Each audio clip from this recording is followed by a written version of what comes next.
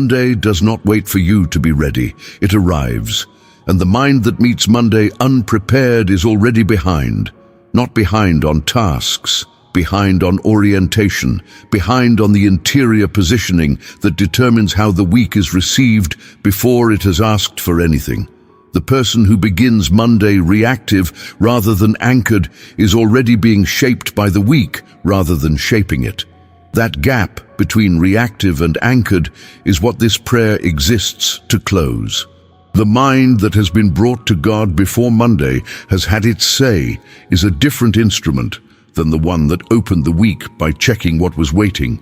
It has a compass point, a reference, a settled interior that can receive the first difficulty of the week without being destabilized by it. Not because the difficulty is smaller, because something in the person who meets it is larger, that something is not generated. It is received, right here, right now, before Monday has spoken. This is Monday, April 6th, a new week, a new beginning. And before the inbox opens and the schedule asserts itself and the momentum of the week takes over the interior, you came here first. That single decision is the most important thing you will do this morning. His word declares in the book of Joshua, chapter 1, verse 9, "Have I not commanded you? Be strong and courageous. Do not be afraid. Do not be discouraged, for the Lord your God will be with you wherever you go." Wherever you go. Not wherever you feel strong enough to go, wherever. The Monday meeting, the difficult conversation, the decision that has to be made before the week is half over, the unexpected thing that arrives on a Tuesday with no warning. Wherever the week takes you, the God who commanded strength is already there. Strength is not manufactured by a person who decides to have more of it. It is received from a God who commands it into the one who is open to receiving it. Before we enter this prayer, write in the comments right now, "Lord, guide my mind with your strength and clarity today. I begin this week from you, not from my own reserves." Write it as the declaration that sets the interior before the week sets it for you. Like this video, as an act of choosing God's orientation over the week's default. Subscribe to this channel so we can begin every morning together, especially the Mondays that arrive carrying more than a Monday should. And share this prayer with someone who is entering this week without the anchor they need. What you send might change how their whole week begins. Now let us bring the mind before the God who guides it. Lord my God and my Father, I come before you on this Monday morning before the week has presented its first demand. That is deliberate. That is the whole point of this hour, to arrive at you before the week arrives at me, to be positioned before the pressure begins, to have something in the interior already settled before the exterior starts trying to unsettle it. I bring the new week to you as an open vessel, not full of last week's residue, not full of next week's anticipation, but open, available, positioned to receive what you have for this week before anything else fills the space. Your strength, your clarity, your specific, personal, attentive guidance for the Monday through Friday that is just beginning. Your word declares in the book of Psalms, chapter 46, verse 1, that God is our refuge and strength, an ever-present help in trouble. Ever-present, not available when summoned. Already there, before the trouble identifies itself, before the Monday reveals what it will cost. Already present, already strong, already the refuge the person is going to need at 2 in the afternoon on Tuesday. He is already there. And Father, I want to name something about the specific character of Monday mornings that this prayer is designed to address. Monday arrives with a particular kind of weight that no other day carries.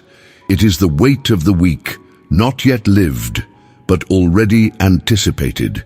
The inbox that has not been opened but is already imagined. The calendar that has not yet produced its difficulties but whose outline is visible enough to produce its anxiety.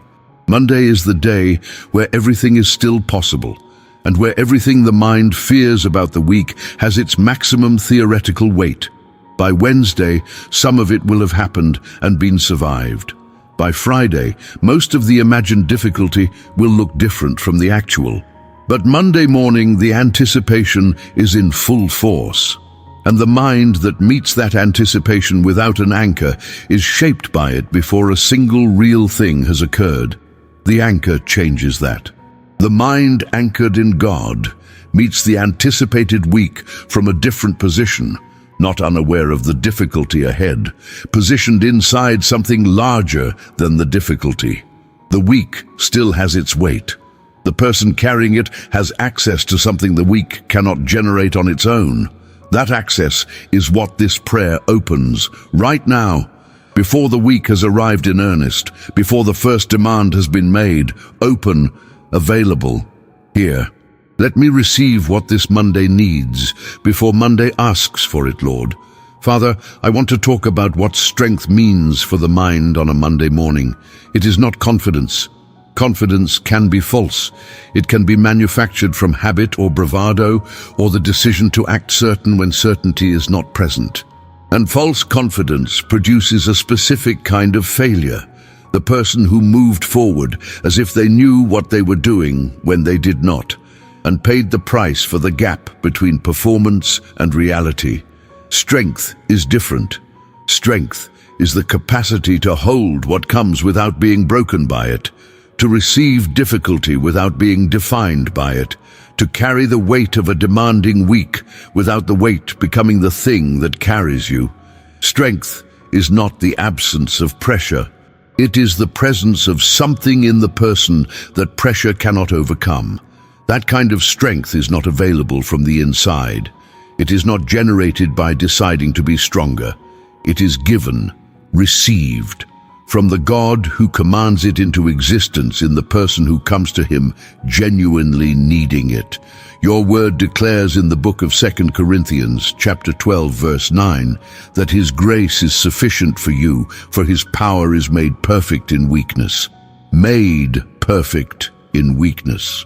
Not available only to the strong, made perfect precisely in the condition the person who does not feel ready for Monday is in right now.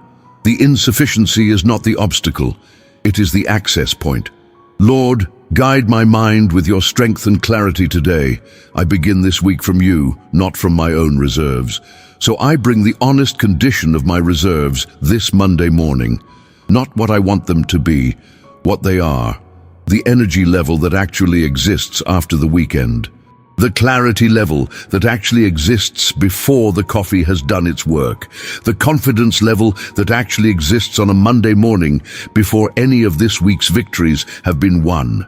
This is what I have, and I bring it to the God who says his power is made perfect in this condition, not after I have built the reserves up, right now, in this. And Father, let the strength I receive not just carry me through the week. Let it carry through into the specific moments where strength will be most needed, the conversation that requires patience that Monday morning has not yet built up, the decision that requires courage that the uncertain outcome makes hard to maintain, the person I will encounter today who needs something from me that the depleted version of myself does not have and the strengthened version does. In those specific moments, let what was received in this prayer be what shows up. And Lord, I want to ask for something that strong people rarely ask for because it feels like the opposite of strength. I want to ask for the humility to receive because strength from God requires a kind of openness that self-sufficiency closes. The person who believes they can generate enough from within does not arrive with open hands, and closed hands cannot receive what open ones can. Receiving is not weakness. It is the prerequisite of the kind of strength that does not run out. Your word declares in the book of Philippians chapter 4 verse 13 that I can do all things through him who gives me strength. Through him. Not from myself. Not from the determination to push through. Through him. The strength that enables all things is not located in the person attempting the all things. It is given by the one who is the source of it. And the giving requires a receiver who knows they need what is being given. I know I need it this Monday morning. That is not a confession of inadequacy. That is the position from which the strength is actually received.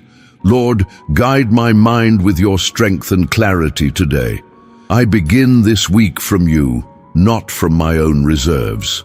Lord, I want to pray about clarity now, because strength without clarity is effort without direction. A strong person moving in the wrong direction is working very hard for the wrong outcome. And Monday mornings are full of the opportunity to be very busy with the wrong things. The inbox fills with urgency. The calendar fills with obligation. The week announces its loudest claims before its most important ones.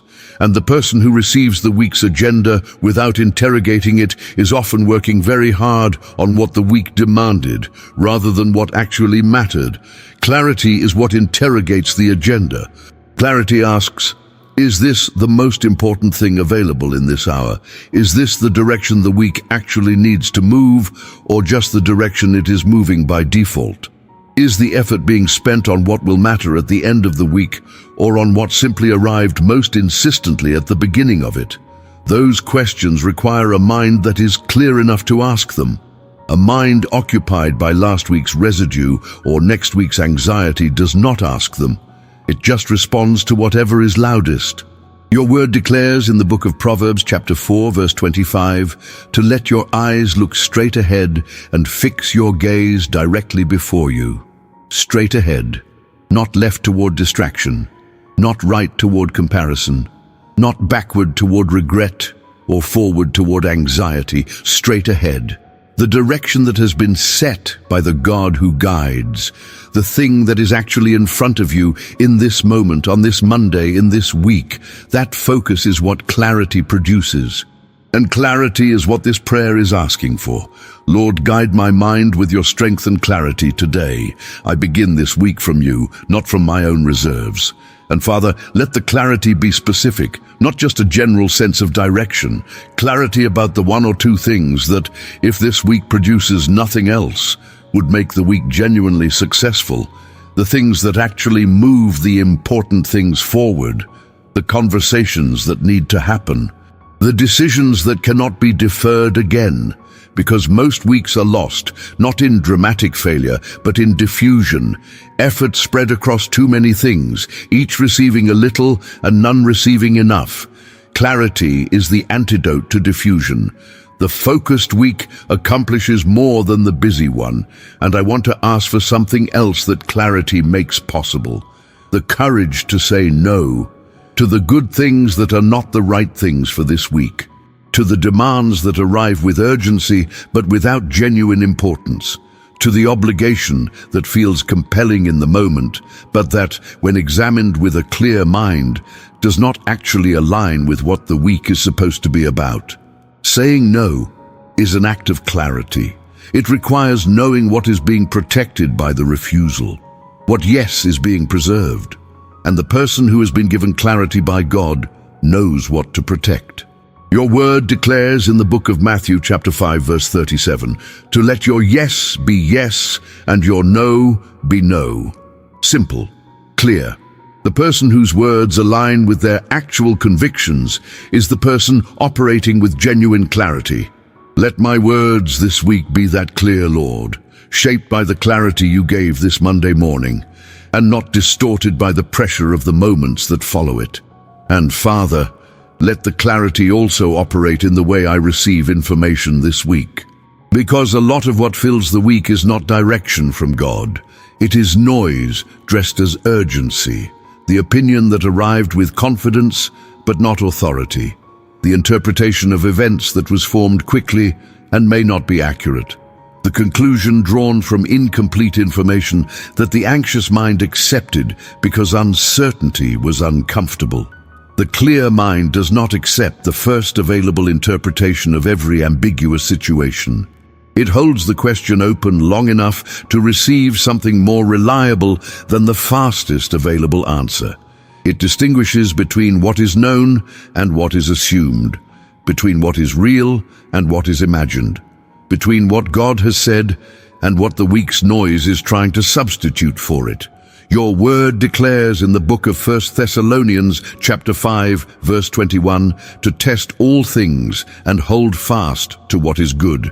Test, not accept, not reject immediately. Test. The clear mind that has been anchored in God has something to test things against. The noise is tested against the word. The assumption is tested against what is actually known. The urgency is tested against what is actually important. And what survives the test is held.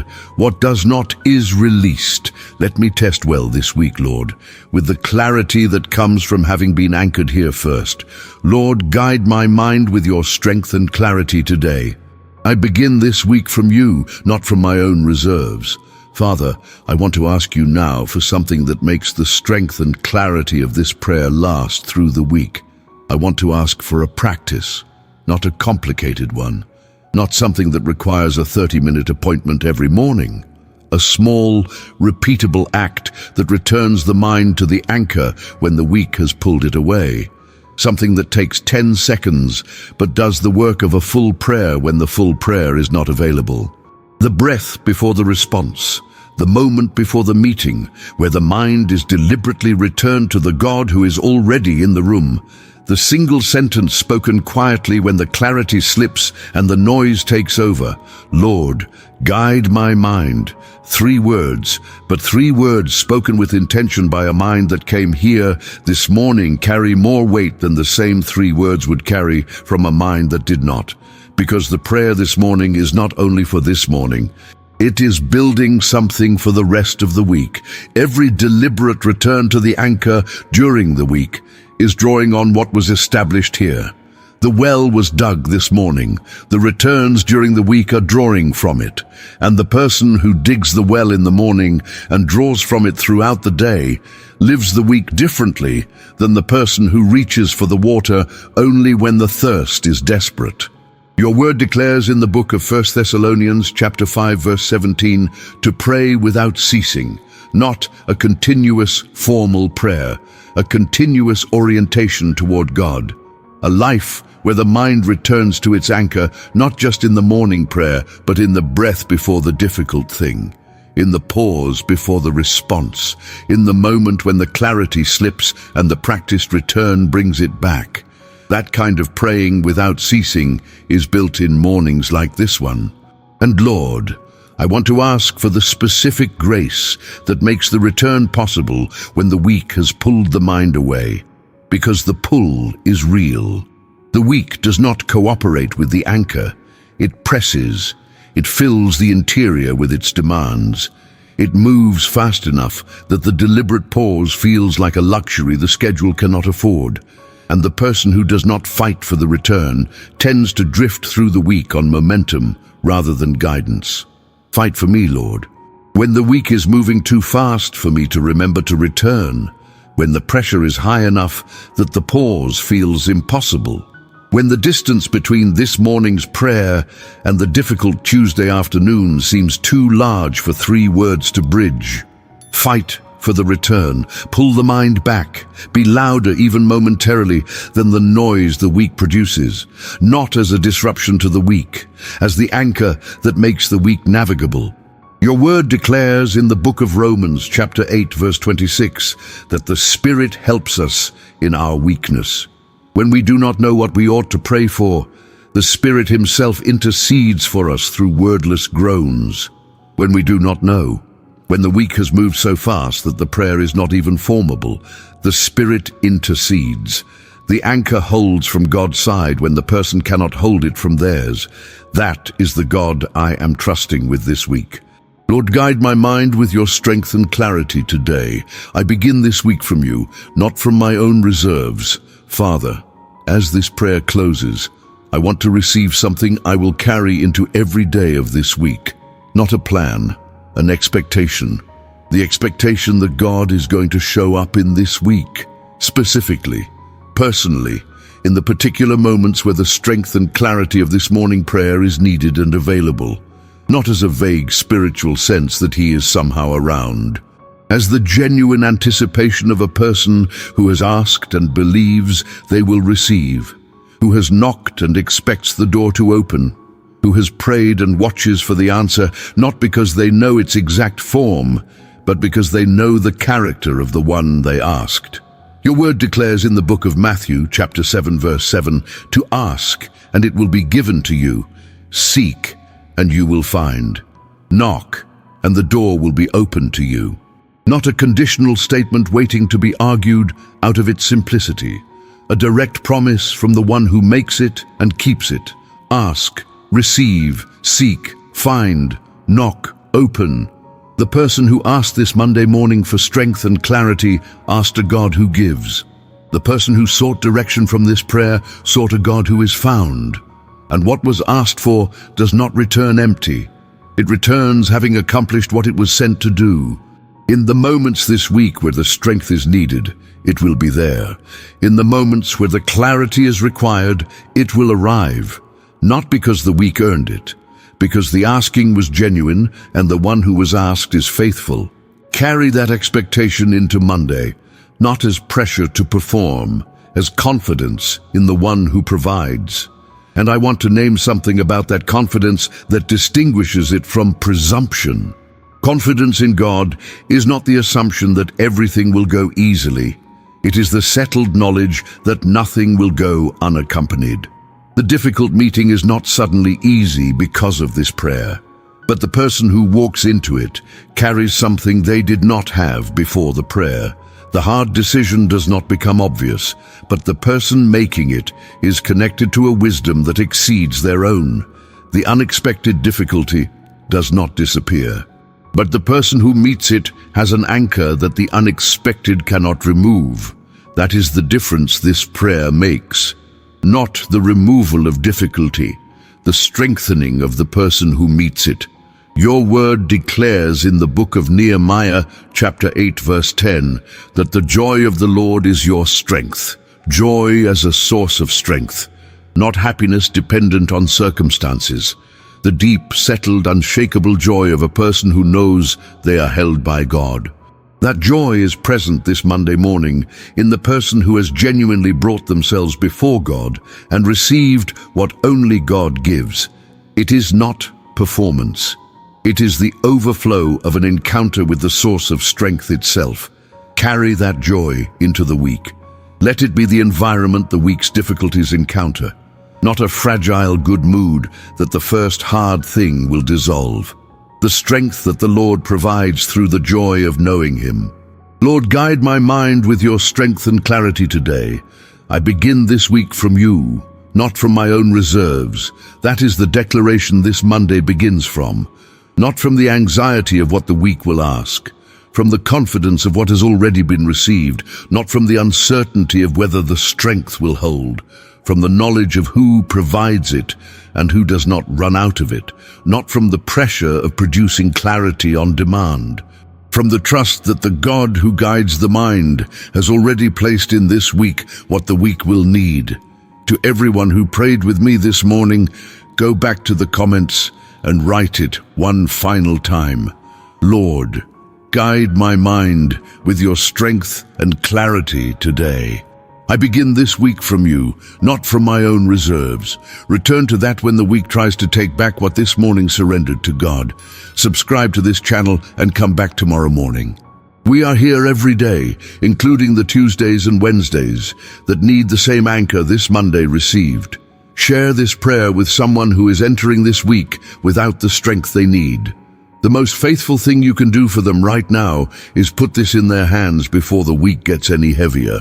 May the Lord guide your mind today with a strength that is not yours and a clarity that is not manufactured. May every difficult moment of this week meet a person who was anchored before the moment arrived. May the expectation of what was asked for in this prayer be met in ways you see and in ways you do not. And may you arrive at Friday carrying less than you feared you would carry, because the God who was with you wherever you went was faithful to every step of the week. In Jesus' name, amen.